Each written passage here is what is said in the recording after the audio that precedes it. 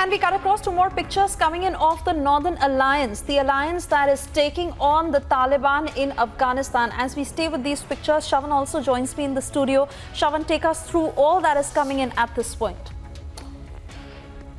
Well, in fact, this is a significant development that has actually taken place, face of rather the anti-Taliban resistance that's taking place. For the first time, Suesha, we are getting for our viewers images of what's really happening in the valley of Panjshir.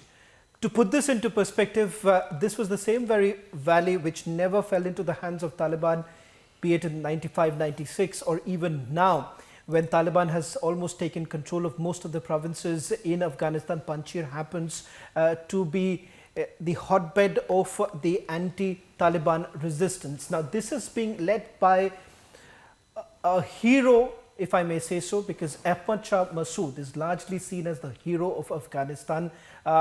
His life was cut short just before the 9/11 attacks took place, a suicide bombing that took place. Now it's his son, Ahmad Massoud, who's taken over the mantle, and joining him is the acting president of Afghanistan, Amrullah Saleh. Just to put this into perspective, Amrullah Saleh, right from the time the announcement that was essentially made by the US of withdrawal of troops, Amrullah Saleh had made it abundantly clear that there was no question of him ever surrendering to Taliban. In fact, on the day when Taliban took control of Kabul, Amrullah Saleh, in fact, contrary to many reports that he had left, he had fled from Afghanistan, Amrullah Saleh went to Panjshir. And in the last 24 to 48 hours, what we have essentially seen is Amrullah Saleh and Ahmad Massoud is essentially preparing for an anti-Taliban resistance.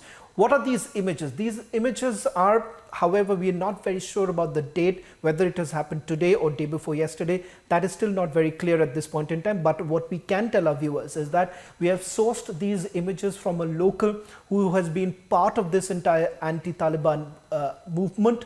We're not disclosing the name of the local who's actually helped us to source these images because this is just going to endanger his life. So we're not going to do that. So we're just putting out these images of the rally that has basically taken place. It has passed through major areas of Panjshir. Let me just also tell our viewers of the place where this rally was carried out and what is the significance. In fact, I'm being told that these videos have been shot from Anaba district in Dashtak area of Panjshir. What you see on your screens are not just commandos who have been part of the Afghan National Army, but also youngsters who are from the villages of Panjshir who have now joined this entire movement. Commandos from the Afghan National Army who have basically joined are mostly those who have been from the Panjshir area itself, soldiers from the Afghan National Army who have joined it. We have seen several such videos coming in from various provinces of Afghanistan of the special forces of the Afghanistan Army, making it very abundantly clear. Some of them, they have been targeted, they've been attacked by the Taliban. On the other hand, few of them have said that it is better that I become a part of the resistance movement or, I carry out a suicide attack rather than, giving myself up to the Taliban. Now, that's the kind of messaging that has come in from at least some of the members of the Afghanistan Army, the National Army. Some of them have now chosen to be a part of this entire Northern Alliance. Now, what shape does it take in the days to come is something that we'll have to wait and watch.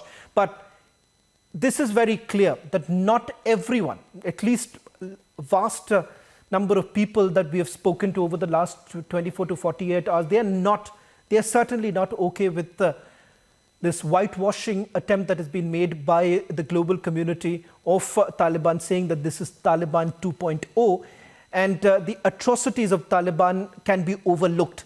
That's not the case. And these images basically speak volume because you have youngsters, young people of Afghanistan coming up and fighting the Taliban. And fact remains, Shavan, that despite that PR overdrive, the atrocities by the Taliban are only mounting. And these pictures, as they suggest, could be the much required resistance force building against the Taliban, because this could really be the big twist in the story, Shavan. Well, in fact, Swish, it would be a little too early to say that whether at all they would be in a position to give, a proper fight to Taliban. But it's the idea that matters at this point in time, because on the one hand, you've seen how the international community has deserted Afghanistan, rather has betrayed the people of Afghanistan. Images of how people were clinging onto a US military aircraft, that in itself tells you the story. And once again, the Saigon moment of the United States of America repeating in Kabul on the very day that Taliban had entered Kabul. So when the United States of America essentially says that it is essentially a win for them, they've won the Afghan war, then perhaps they are only trying to deceive the people of Afghanistan, because what has essentially happened is that those who have worked for the United States of America, those who have worked for the West, those Afghans who have basically risked their lives, today basically find themselves in a lurch. There's no one who can actually protect them from the atrocities of Taliban. Now, there is a essential attempt that has been made by Taliban to give a sort of a soft image altogether. I'm told that Colonel Rohit Dev is joining us on the phone line. Colonel Rohit Dev, we have made an attempt to show the real picture of Taliban. I'm not sure whether you are being able to see those images or not, but we have 7 original videos that we have got from Panjshir Valley. The anti-Taliban resistance, the movement gaining momentum, Colonel Dev. So I think this is something which is in the offering for the, sort of resurrection of the lost fight. And there are many chieftains, many groups in Afghanistan and around the borders of Afghanistan, which have deep roots and interest along in this region. And this kind of an activity happening in Panjshir, and you mentioned the videos, I have just gone through a couple of which was shown by the Republic TV. So I think this is in the making, and there will be sporadic congregation of these various chieftain groups. They will come around, and there is enough political will, if I may say, because if you are aware, even the real brother of Mr. Ghani, who actually has fled the country, the one who was the party chief, is still has stayed back in Afghanistan, and we have the vice president who has announced himself as the succession plan of the Afghanistan constitution currently. So there's a lot of fight left, and I'm quite sure there will be a intermingling of the Taliban. There will be some fights on the streets, and there will be a kind of a movement to gain control.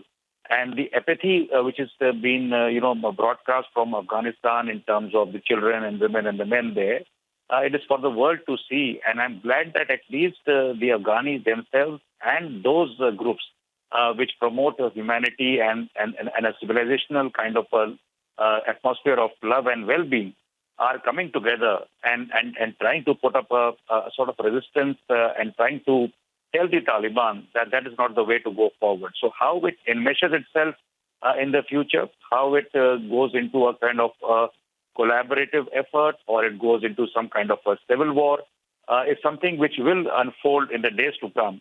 And it's pretty, early times there. And that is why I'm quite happy that the government of the day in our country is waiting and watching, so to say, and at the moment is trying to ensure the safety of its own citizens and others. And this humanitarian effort to make sure that humanity survives in Afghanistan from our side is good. In the past also, our nation has not, gone into any use of force or any kind of a fight against the Taliban or others. We are merely being the country who has grown infrastructure in Afghanistan, and nobody will mind it, neither Taliban nor the other groups nor the previous regime. So I think that as a way forward, India should promote this kind of dialogue with the other factions who are more humanitarian, more peaceful, and try to prop them up, and also try to make a divide and a gap between the Taliban and Pakistan to ensure that the violence of this region does not have its bearing on Afghanistan, but shifts to the AFPAC region. And that is the way to go forward as well. So quite a good movement to see the youth on these videos who are trying to align their thoughts and come around together to be a front of the people of Afghanistan and trying to represent them. And whether it involves use of force, they should be more than willing to go more than a mile ahead to take it ahead. So they're definitely very positive developments there, as I see it. Colonel Dev, let me just take a quick question from you with regards to the attempt that has now been made by the global media. I'm not very sure. These images that we are putting out, any other global channel would like to show. What does it essentially talk about the global media when it comes to whitewashing the atrocities of Taliban? And why not show these very images that we have accessed? If we sitting here in New Delhi can access those images from Afghanistan, from Panjshir Valley, what stops the global media from actually showing these very images? Right.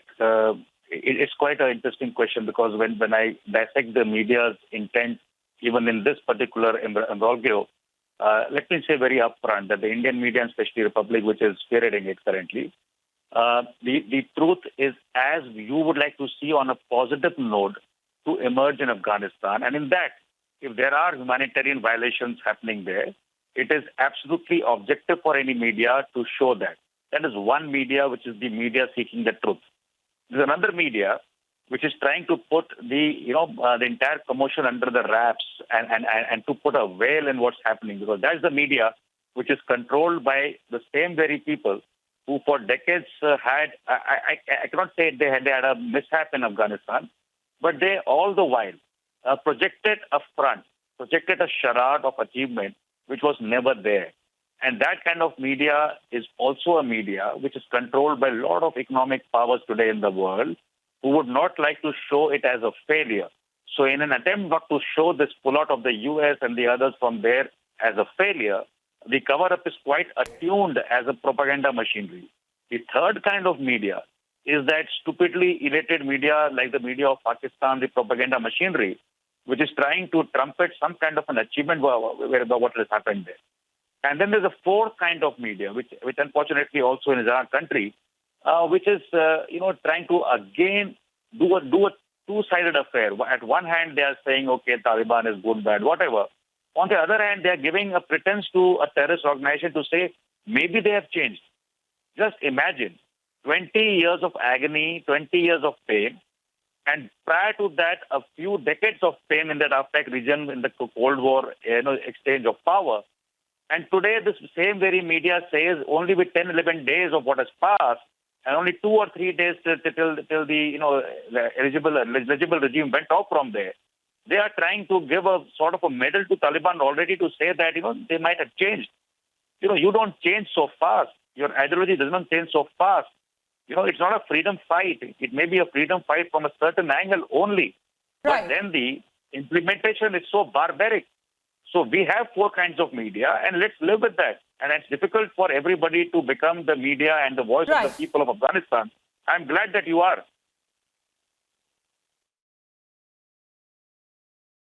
Thank you for speaking to Republic, Colonel Rohit Dev, this evening. Also flashing on the screens right now is the first statement from the Northern Alliance, which states very clearly that Panjshir is the last bastion of democracy and the resistance will continue until freedom. So the message is very clear from the anti-Taliban front as they come together, wave those flags, put together the army and say Panjshir is the last bastion of democracy.